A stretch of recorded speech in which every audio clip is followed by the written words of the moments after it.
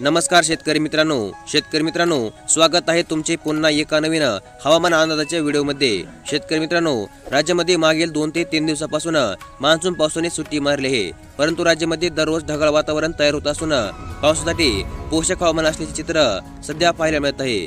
तसेच भारतीय हवामान विभागाने जाहीर केलेल्या आजपर्यंतच्या अगदीच अचूक अंदाजानुसार पुढील 2 दिवसांमध्ये राज्यामध्ये बहुतेक जिल्ह्यांमध्ये विशेषतः विदर्भ, मराठवाडा आणि पश्चिम महाराष्ट्रामधील जिल्ह्यांमध्ये अतिमुसळधार पाऊस होणार असल्याचा अंदाज जाहीर देखील केला आहे। कारण की या भागामध्ये जोरदार ढगाळ वातावरण तयार होत आहे आणि यामुळेच या भागामध्ये मान्सून पावसाचा रेड अलर्ट देखील हवामान विभागाने जाहीर केला आहे।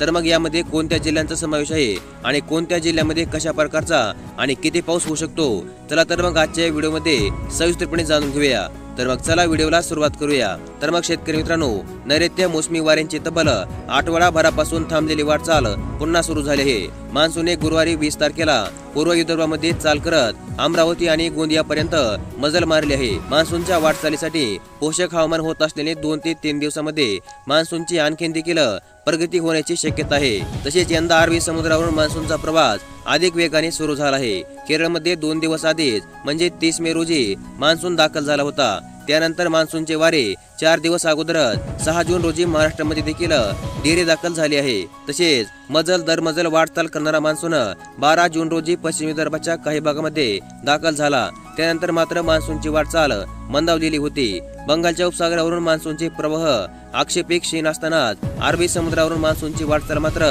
थबकलेली होती। त्यामुळेच गुरुवारी 20 तारखेला मान्सूनने पूर्व विदर्भामध्ये चाल करताना अमरावती गोंदियापर्यंत मजल मारली होती। तर छत्तीसगड आणि ओडिशाच्या काही भागामध्ये प्रगती करणाऱ्या मान्सूनने तब्बल 20 दिवसांनी पूर्व भारतामध्ये वाटचाल केली आहे। बंगालच्या उपसागराच्या आणखीन काही भागासह पश्चिम बंगालच्या हिमालयाकडील भाग आणि बिहारच्या काही भागामध्ये मान्सूनने प्रगती केल्याचे हवामान विभागाने स्पष्ट केले आहे। तर मग आज म्हणजे 21 तारखेला विदर्भातील अमरावती, यवतमाळ, गडचिरोली या जिल्ह्यामध्ये जोरदार वादळी वाऱ्यासह मुसळधार पावसाचा ऑरेंज अलर्ट हवामान विभागाने जाहीर केला आहे। तसेच कोकणामधील ठाणे, रायगड, रत्नागिरी, सिंधुदुर्ग जिल्ह्यांसह मध्य महाराष्ट्रामधील पुणे, सातारा जिल्ह्यांच्या घाटमाथ्यावर देखील जोरदार पावसाचा इशारा जाहीर करण्यात आला आहे। तर उर्वरित विदर्भ आणि मराठवाड्यामध्ये तुरळक ठिकाणी जोरदार वारे, विजांसह पावसाचा इशारा हवामान विभागाने आज जाहीर केला आहे। तर मग अशा प्रकारची हवामान अंदाजाबद्दलची एक अत्यंत महत्त्वपूर्ण अशी अपडेट आज आपण या व्हिडिओमध्ये पाहिली आणि अशाच प्रकारच्या हवामान अंदाजाबद्दलच्या